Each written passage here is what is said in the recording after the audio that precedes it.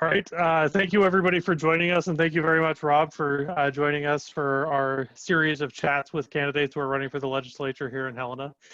For those who don't know, I'm Quinlan O'Connor, and I'm the chair of the Lewis and Clark County Democratic Central Committee. We invite everybody to these so that they have a chance to ask questions to the candidates, but this isn't your only chance to hear from the candidates and to hear this interview. We're going to post this on our Facebook page and our website after the fact so that anybody who couldn't be here at 6:30 on a Thursday night still has the opportunity to hear the great things that Rob has to say. I also want to put in a plug to join us for our next weekly meeting, or monthly meeting rather, which is on October 13th at 7 p.m., also via Zoom. This is fourth in a series of these candidate interviews. We've done a few already, and there are a few more upcoming in the next several weeks. So you can tune in to join us in the next several Thursdays as well. And if anybody does have questions who's here, feel free to put them in the chat box or raise your hand. So Rob, before we really begin, where is House District 79 for people who aren't oriented with it? You're currently muted though, so you have to unmute yourself first. Well, that's no fun. It's generally the west side of Helena. It's west of Dearborn and then runs all the way out to the pass and then runs down pretty far to the north and then follows basically the Continental Divide up around Remini, Red Mountain area, and then back into town, down Beatty, and connects with 3rd and gets part of the Reader's Village. Oh, wow, that stretches a long way. Okay, cool. Yep, it's big. So tell us a little bit about yourself and why you're running for re-election.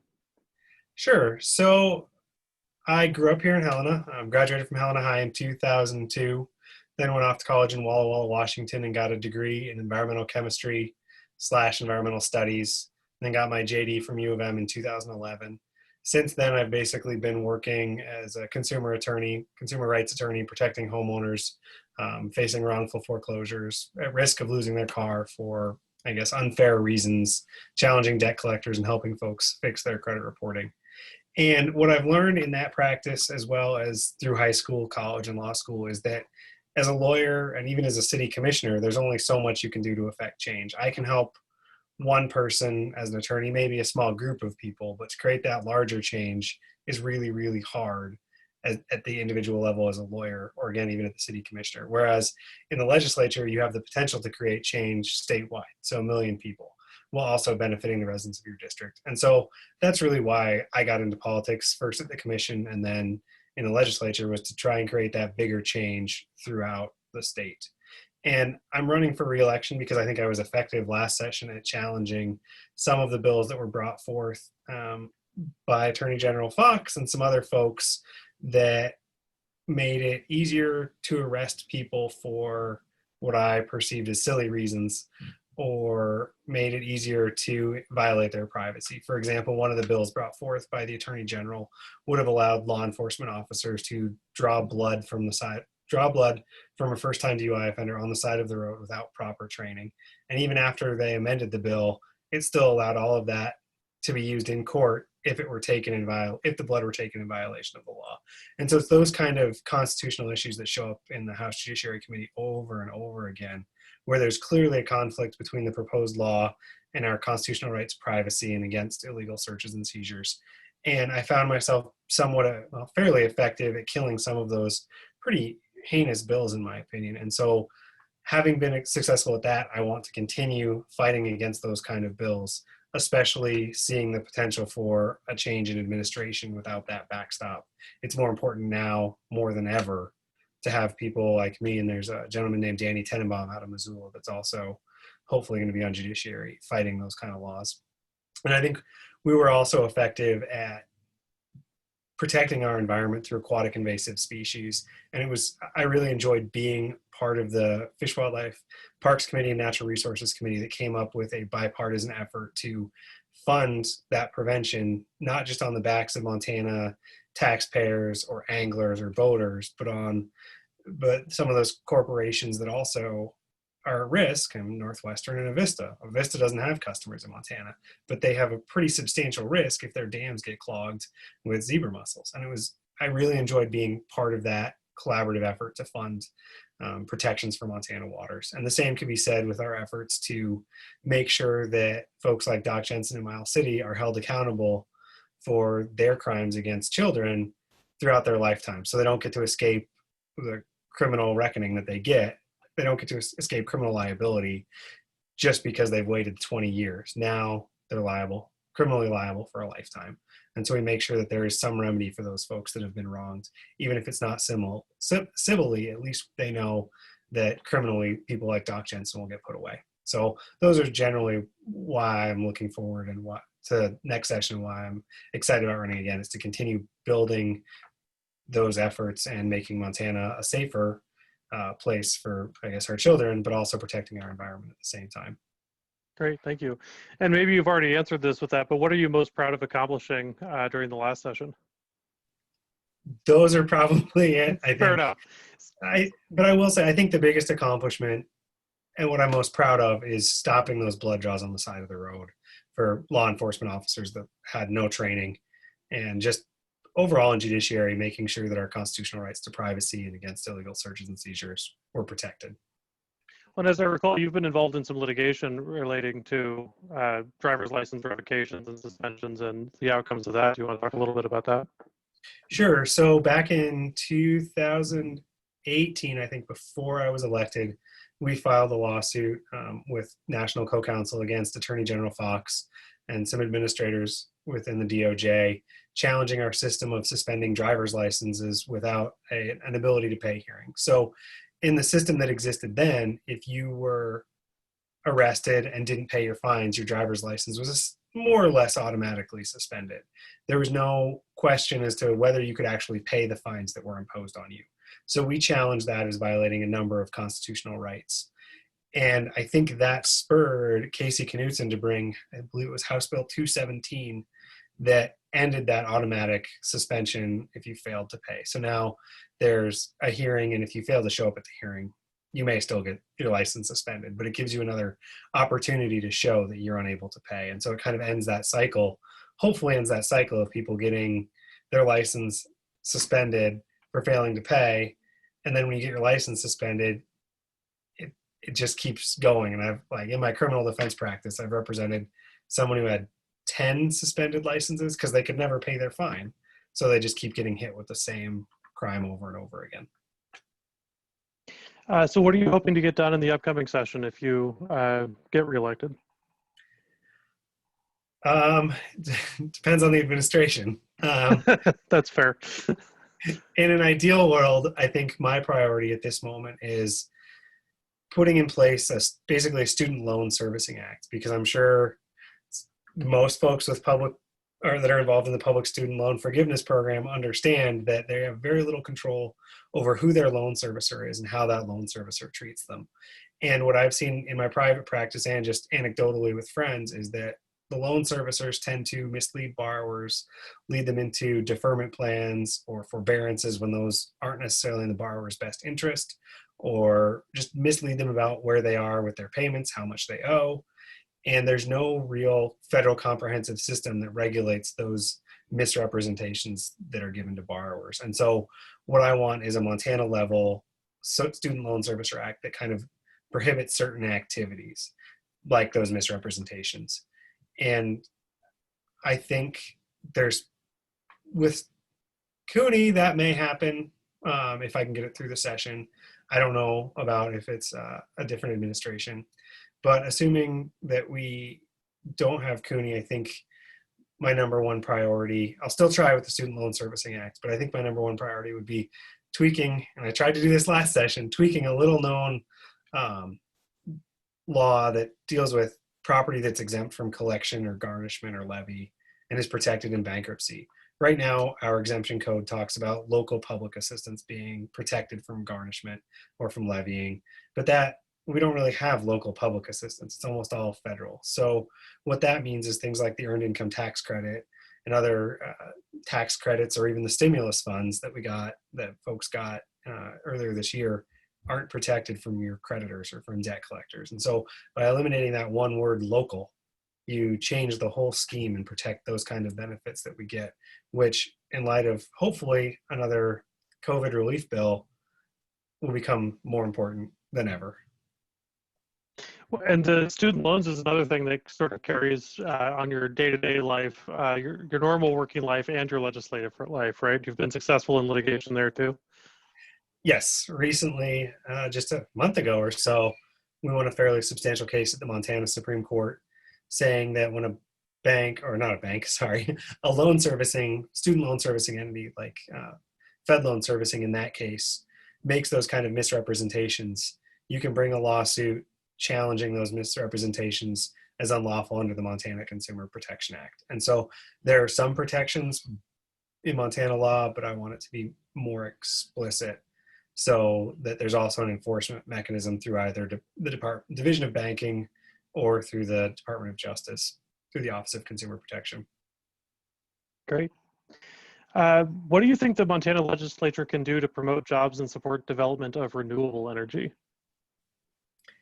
I think the biggest thing we can do is make sure that net metering is protected. We've seen attacks in both the legislature and through PSC at efforts to eliminate kind of the offset, the one-to-one offset at the PSC. So you get the same amount of refund for your solar system as you do from Northwestern, for example. And so protecting that is incredibly important. And I think, like last session, there'll be lots of attacks on net metering. And so that's what I see as the biggest thing.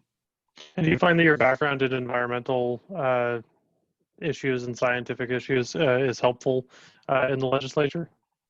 I do, not as much with the energy side because I did environmental chemistry and then environmental law, but with things like changes to MEPA, or for example, last year, Representative Mercer brought House Bill 625 that tried to eliminate numeric nutrient standards for water, which meant that we no longer have this maximum amount of nutrients that would go. You wouldn't be looking at the total amount of nutrients in the water. Instead, you just kind of look at it. It's more nuanced than that, but having those numeric nutrient standards gives us a threshold as to where we know we need to be to protect that water source. And for streams like Silverbow Creek, having that threshold is incredibly important, because if you overload it, if you overload the system, that hurts a lot of the aquatic life, especially fish, which again, for Silverbow Creek, they're just coming back after a century of not having cutthroat or bull trout. And so those are the kind of bills where my background is more helpful than in the energy world. And do you plan to continue working on those issues in the upcoming session? I hope so. I've focused most of my time on consumer protection work though, and judiciary, just because that's where I found my background. It's kind of the niche I have as one of the few attorneys, and we've got a bunch of good people that understand environmental issues, both fish, wildlife, and parks, and natural resources. And so I really do enjoy working on those, but my time is better spent working on consumer protection and constitutional issues, just because we don't have those people in the legislature. Sure. So I guess meshing, clearly the COVID pandemic right now and the need to boost the economy in the upcoming session, how do you envision that interplaying with consumer protection issues? One of the examples is we need to protect those stimulus funds that come in, because the feds didn't do it the first time. I'm hopeful they'll do it the second time. But protecting those assets, or those funds that come into Montanans' pockets, is incredibly important, because for some people that's what pays their mortgage, that's what pays their rent, and without it they're left without homes. I think the other area where we could work to improve on is our foreclosure laws, because right now we're doing pretty well because we have a ban on foreclosures, and the $600 a month was good or a week from the feds was good through the summer. But once all of that stimulus stuff starts to really wane, for example, if we don't get another stimulus bill from the feds, there's going to be a lot of people without the funds to pay their mortgage or to pay rent. And so where it goes to mortgages, I think that's the biggest thing we can do, is create what's called a homeowner's bill of rights. And that's what I tried to do that last session, but it failed for a number of reasons. But that would essentially require loan servicers or banks to treat borrowers fairly and engage in have the same I guess, protections for borrowers across the board. So you're not getting a different spectrum depending on who your loan servicer was. This kind of thing is proven effective in states like California. So tell me more so wow, sorry. Tell me a little bit more about what would be in the Bill of Rights for homeowners. So fortunately, a lot of what I tried to put in last session is it's called the Real Estate Settlement Procedures Act, which is a federal law that was amended after the first financial crisis. So the things that I would want to put in are just kind of specifying what's in that act. And so one example is the single point of contact. So when someone who's behind on their mortgage calls a bank, ideally, or their loan servicer, ideally they talk to the same person every single time. But we saw out of the 2007 financial crisis that rarely ever happened. And RESPA provides this continuity of contact, but it's not very specific. And so I'd want things like that so you know who you're dealing with.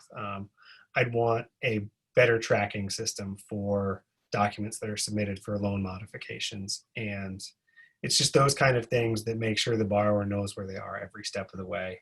And perhaps the biggest one is a prohibition on what's called dual tracking, where a borrower is in a loan modification program or they're applying to modify their loan at the same time as they're going through a foreclosure. And so the Homeowners Bill of Rights would prohibit that. So you're either applying for a loan modification or you're in foreclosure. You're not in the two at the exact same time. And the Real Estate Settlement Procedures Act does provide some limitations on that, but it doesn't provide enough protections in my experience to the homeowners. And so those are the three kind of big things that I would like to have in there. I see. Interesting. Tommy, did you have a question? Type it into chat, and so do you want to ask it if you want to meet yourself?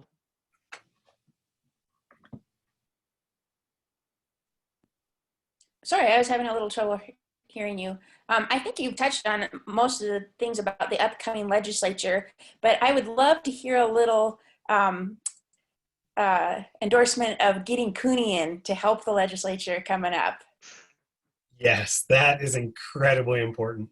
What we saw last session were fortunately, some bad bills got killed in the House before they got through to the governor, but I'm not, with the current or projected makeup of the House, I'm not as confident those bills will be stopped. For example, Representative Lenz brought a series of anti-vaccine bills that, again, those were stopped last time, but if they don't get stopped this time and we have Gianforte in office, a bunch of our kids aren't going to be protected against even everyday things like the flu. And that's incredibly important with a new vaccine hopefully coming out at some point in the next year. Those kids need to be vaccinated. And I think that without Cooney, those bills may get through. I think also we saw a number of pro-life bills get through that Governor Bullock vetoed. And again, with Gianforte in office, those bills become law, and the only way we get rid of those is through legal action. And I think that would be successful, but there's no point in taking that risk.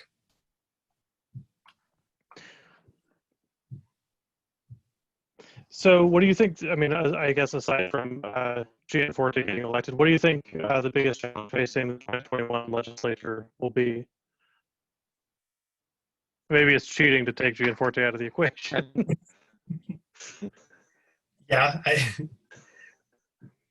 I think the biggest thing facing the 2021 legislature will just be finding a way to get along. I mean, we've already seen the Republicans try and change the rules of the game before the session's even started. We've had 2 rule committee meetings where they're literally trying to change the way we vote, and the meetings are being held illegally against, I mean, Montana law specifically prohibits these kind of meetings, yet they're holding them and they're requiring us to vote on resolutions that change the rules. And we've already seen infighting between the Republicans, between the Solutions Caucus and the other Republicans. And so trying to find common ground across the legislature, I think, is going to be the hardest thing. I mean, obviously we're going to have the same kind of what I perceive as crazy bills coming next session. And